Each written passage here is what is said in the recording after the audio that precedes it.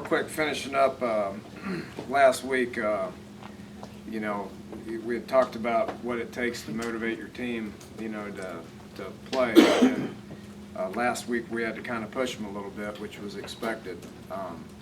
You know, but as the week went on, we got better and better at what we were trying to do, and got to the game and was able to overcome 5 minutes of poor football from us offensively, defensively, and special teams wise to get it together and play 3 quarters and 10 minutes of good football and get a lot of people in that deserve to get in the game. So got that game over with Sunday, and then moved on to UConn, which you know, had a good day on Sunday as far as introducing the opponent. Studied them all day yesterday and got some good game plans in, and we're excited about starting Big East ball, which is you know, season number 2. You know, the first season's over, which is non-conference. Now it's all about Big East football, and a good UConn team comes in here. And you know, without having to use a whole bunch of motivational tactics this week, our guys realized that you know, the game last year against UConn didn't end up the way that they wanted it to.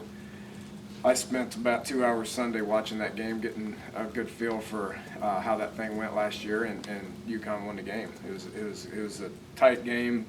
Turnovers were the difference, but they got a whole bunch of people coming back, you know, that were in that game, and it was able to go to a BCS game. So our guys wanted that to happen to them last year, and it didn't. So I think that's going to provide a little motivation for us to get a good week of work. Questions. What's UConn do well? Physical. They're big. You know, they got a lot of, you know, their defensive front is big. They try to outnumber you. They try to suffocate you. They're physical. You know, they're good against the run. 1, because they're physical and they're strong, and 2, because they try to outnumber you. You know, offensively, you know, same thing. They're going to run a whole bunch of power offense. You know, they got a good O-line. They have. They're going to play fullbacks and tight ends, and they're going to try to pound you. You know, so it's much like what LSU's, you know, scheme and way of football was. You know, so it's going to mean that we're going to have to do a good job of, you know, of being physical. You know, and playing with a bunch of effort.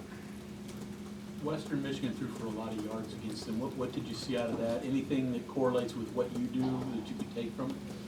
Well, they just, you know, and again, UConn may change what their scheme is defensively. They may change, you know, what their plan is against this. I mean, nobody ever knows. But, you know, basically what they try to do is outnumber you in the box, make it hard to run the ball, you know, which means you got to throw the ball. And Western Michigan is pretty good at throwing the ball. And I think they had 300-yard receivers against them, which means they had some guys make some plays, you know. And UConn, they got their whole secondary back. You know, they were without one of their corners, which maybe he comes back, maybe he doesn't. We just need to be able to prepare to put ourselves in position to make plays, and then we got to have receivers make plays, which Western Michigan had guys make plays in tight space that were covered. You know, so I give them credit. You know, you look at what UConn, you know, and you take the record out of it. You know, UConn lost. They've lost to 3 pretty good opponents. I mean, Vandy's I think 3-1, Iowa State's 3-1, and Western Michigan's 3-1. And they were that close to winning all 3 of those games, you know, so they could very easily be 5-0. What have you seen out of Johnny McEntee? It seems like he's really come on over the last couple of weeks. Have you been able to watch all their games so far and seen his progression? Yeah, which, you know, that's part of just an inexperienced guy, you know, being able to get the snaps, much like we've talked in here about various positions as far as, you know, guys that are inexperienced, they get out there and they play, you know, 9 times out of 10, those guys tend to get better, you know, so, you know, it's a new system for him, which probably held him back just a little bit, you know, but the fact that he's getting to be able to play a lot of football and is probably one reason he's shown improvement. With Garrison's performance on Saturday, did that change how you game plan for UConn, or is it all about the opponent you play? Yeah, it doesn't change how we game plan, because every game we've went into, you know, we've went in with running plays that we felt were going to work. You know, the best way to attack how they line up and what they like to do is by running these select plays. And so we went into the same game doing the same thing. And, and it's like I said, since the day I got here, if we do it and it looks like crap, we'll probably won't do it as much, you know. But if we hand the ball off and we're fitting it up right, and he's hitting the hole and making people miss, and he's probably going to carry it 32 times. I think everybody has said that he's the best of the receiving backs. In a way, is it good for him to be maybe out front right now, because you don't have to, if you want to play pass, for example, you have to sub because he can catch it, he can run it. Is it linear in that regard? I think he probably is a little bit better, but you know, when Bowie was in there, we didn't take him out to throw him a screen or call a pass play or any of that. Same thing with Bernard. You know, all three of those guys are capable of, you know, running routes and catching screens and making things happen. So the first part of your question, I agree with. The second part, I don't think we need to worry about that too much. And you haven't gotten off the real fast starts, including the last game. It was the 5 minutes of bad ball. Is there a reason for that, and are you attacking that in any way? We're talking about it, which we talked about it against Maryland, and we started really fast, which that was 3 games ago. You can't start any faster than we did against Maryland. That was a noon game, so we'll probably take the same approach that we did, you know, heading into the Maryland game, and hopefully we'll have the same results. Is that the result of anything? Is it when you don't get off good? I mean, is it anything you put your finger on? Yeah, I just talk about it. You know, I mean, we can't get them up at 8 and feed them and have practice and meetings and then practice at noon. You know, I mean, that we can't do that because of school. You know, so I just talk about it and get them to focus on it and try to get them to buy into it. What did you see out of your linebackers last week with the changes, with Rig out and Snow in and Najee moving over? Yeah, played well. You know, I mean, Najee's a guy that, you know, obviously if we could clone 3 of them, we'd like him at each of the 3 linebacker spots. You know, he's a good player. He's a team leader. He's smart. He understands what Jeff's wanting him to do defensively, and is physical and you know, makes a bunch of plays. I mean, he's one of the leading tacklers every single time that we line up. So, you know, regardless of where he plays, it's going to be productive. And we were happy with how Snow got in there with limited experience. We were happy with how he got in there and played. Are you guys anticipating making any changes, or do you think you're going to roll with those guys again this week? It depends how today and tomorrow and Thursday go.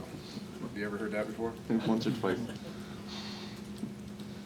How about UConn's defensive line? They're getting a lot of sacks. They're getting a lot of pressure. I mean, do you guys really focus on that? And what have you been telling your offensive line to prepare for? Yeah, they're all back from last year. You know, they're a big physical bunch that have played a lot of football and you know, play hard. You know, schematically, you know, they do things to, you know, try to create problems to get guys free, and they do a good job of it. You know, they're getting 8 negative plays a game, and I think 3 sacks a game or something like that. So, you know, it'll be another challenge for our offensive line. It'll be another challenge for Gino and the coaches to come up schematically with things that you know, put ourselves in proper situations. I mean, if they're trying to suffocate you on the line of scrimmage, then you don't need to be stubborn and do things that allow them to be successful like that. You know, so we'll have to figure out what their plan is and attack it to the best way that we know how to. But it will be a challenge to them to identify things, because they junk up everything in the front and all that stuff, much like our defense does. So it'll be a challenge to identify what they're in, target it, and finish the box. Dan, how far back do you go film-wise? At this point in the year, does this season give you enough? Or when you go back to Syracuse when Pasqualoni was there, NFL stuff, how far back do you look? We probably have enough. You're looking at 5 games, which was quite a bit. You know, we got some opponents that did some things that we can look at and be okay with it. You tend not to go back a couple years. You know, we did go back last year to you know, Maryland, which is where their defense coordinator was last year, to look at a few things, double check some things. It's harder to go back to the NFL stuff because there's a lot more dynamics to it as far as who's actually helping make the decisions, to call things and all that stuff, you know. So 5 games is plenty, but we can go back to the previous year if the defense coordinator was truly in charge of, or offensive coordinator was truly in charge of what they're doing. I think you mentioned yesterday that your offensive line has been really coachable, which is part of why there's been some improvement there. Can you elaborate on that a little bit in terms of like what this particular group, brings to the table for you guys, like at practice when they're, learning? I think it means a lot to most of them.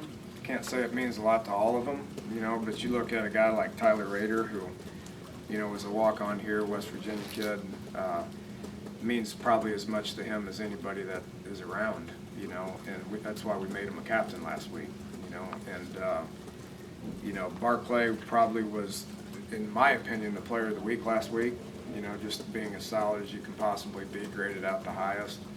He had my vote for player of the week, because without a guy like him up front doing specific things, Dustin wouldn't have got free. Joey Madsen continues to be consistent, get us targeted, get us head in the right direction. And Edgar's he's been a pleasant surprise, and continues to work hard every week.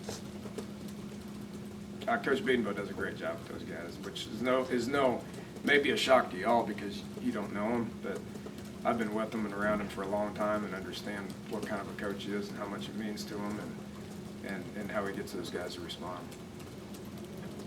Yes, Spain had some chances last week. You argued alternating the other team right now. See anything encouraging? The encouraging stuff is that he's massive and fairly athletic, and when he wants to, can get things done. But that's not always the case. There's a level of consistency, that needs to exist for him to get any kind of praise out of me, which doesn't exist now, and may take him some time to get there. After the offensive week you guys had last week, what's your biggest concern heading in against UConn, and how do you keep the guys from getting complacent after kind of being able to do almost whatever they wanted to last week? I'm not worried about the complacency things, the complacency angle to it. I mean, that's why we pay coaches and keep them motivated and all that, which, that's just our job, and we'll handle that. Our job is to be the same every week and continue to improve, which one thing we talked about last week, as far as what our job is after a, quote unquote, decent job offensively last week, our job was to improve, which I felt like we did. And for the, not talking about the first 5 minutes, but we played relatively consistent throughout the game. So continue just to try to improve is what our job is. The fact that UConn does a really good job of run defense, they're only giving up about 80 yards or whatever it is. Getting us one-dimensional is something that is always something that's on my mind.